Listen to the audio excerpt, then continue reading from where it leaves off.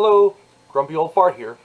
Uh, I do a lot of UFO stuff now, UFO videos about past UFO encounters, things that have happened in the past. Because here about a month ago, maybe a little longer, the United States Navy announced that some video and gun camera footage from some of their fighters and some other aircraft off the carrier Nimitz was actually genuine. Real UFO footage from Navy airplanes by Navy pilots, and it was genuine. It was real. So now we have to go back and look at these things with an air of credulity, because if the Navy says they're real, then all the people who've been seeing UFOs, I'm not saying they're all correct or all, they're all correct in what they're claiming they saw. They may be mistaken. But at least some of them are correct. Some of them are right. Okay? They're actually seeing UFOs. So, towards that end, there's people who are asking me questions about, well, why isn't the government, investigating them? Well, they have been. I did a video the other day about Project Sign, Grudge, and Blue Book, which were the official programs. Now, there's another group with the government that was investigating these. Their sphere, I guess, for lack of a better word, was crash retrieval. They were trying to get technology and air and spacecraft, salvaging them from crashed UFOs. A lot like the one from 1947 in Roswell. And there's others, by the way. That's not the only crash. At least reported crash. Now, the one I'm talking about now is a UFO study group called MJ12, or MJ12. And it was a group of scientists, military leaders, and government officials. And they were formed by order of the President of the United States, Harry S. Truman, back in 1947. He signed the order. They were to be a committee to facilitate recovery and investigation of alien spacecraft. We wanted their technology. We wanted it bad, because at the time we were in the middle of the Cold War, and everybody's afraid of the communists, which, I think I still am. But my point is, a lot of people think that this group didn't exist, and it is possible that it didn't. I'm not saying this is absolutely accurate. There were some a list of members, and on this list there was a lot of names I didn't recognize, but some of it I did. Dr. Vannevar Bush worked on the Manhattan Project. Secretary of Defense James Forstall. General Nathan Twining, who was instrumental in starting Sign, Grudge, and I forget which one came first, Sign or Grudge, but anyway, Sign, Grudge, and Blue Book. Okay, he's the one that started all that. And then General Hoyt S. Vandenberg, who's one of the most famous generals in history. He's got a military base named after him. I mean, a very, very, very famous general. But anyway, these names were on the list of people who were supposedly in this MJ12 group.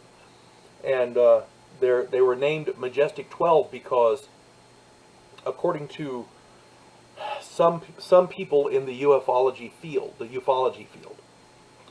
there's orders of security clearances, and the very top one is Majestic. So in order to get on this list, you had to have Majestic clearance. Hence, Majestic 12, because there's only 12 people that had this clearance. That's my understanding. Now, again, a lot of people say this group didn't exist, and it's a possibility that it didn't. But here's something that you need to consider. Many documents have been found connected to MJ12, most of which have been debunked. They're saying it couldn't have been right because the wording wasn't used, or the wording from back then wasn't the wording that they used back when these documents were supposedly written didn't match the wording in the documents that they found.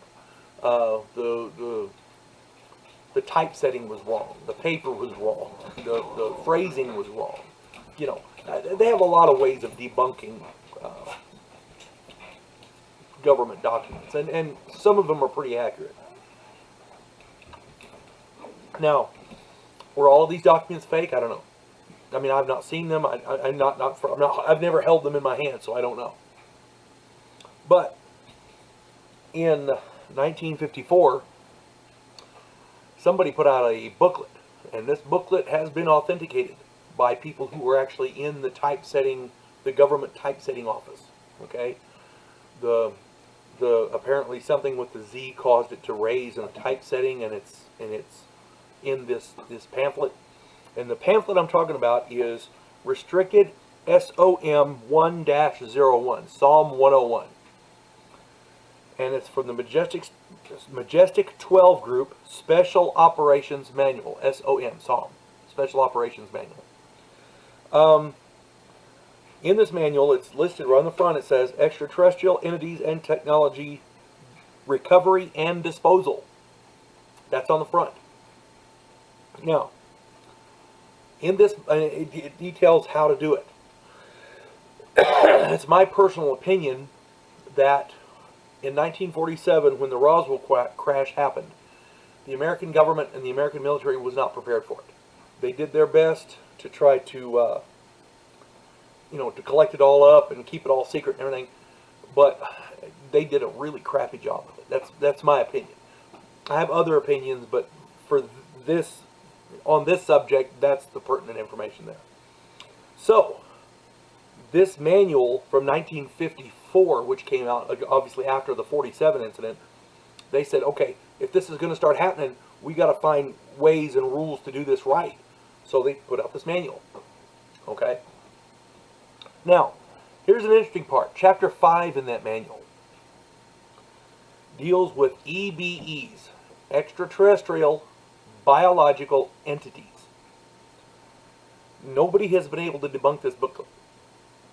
Okay? The EBEs they're talking about are possibly extraterrestrials that are contacting our government, contacting some of our military people, interacting with our military somehow. There have been rumors, stories that factions of our government have treaties with these extraterrestrial beings. And I'm going to talk about a guy here in the future named Phil Schneider, and another guy, CIA agent, and you'll see what I'm talking about. But my point is, this SOM 101 has not been debunked. Nobody can debunk it that I'm aware of. As far as I know, it's a valid U.S. document.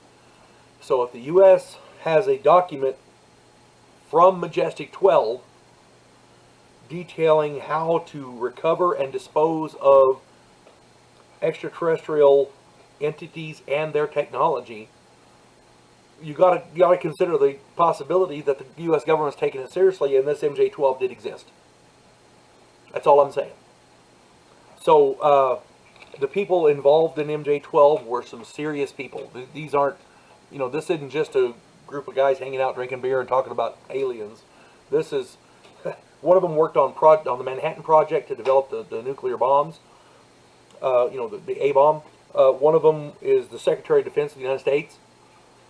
And there's two generals, one of which started projects Sign, Grudge, and Blue Book to collect data on UFOs. And then of course General Hoyt Vandenberg, who is one of the most famous generals in American history. So, this isn't a chintzy group. The people involved in this are high-ranking, high-powered individuals. So, again, we don't know if this is real or not, but the documentation with Psalm 101 suggests that it was. Now,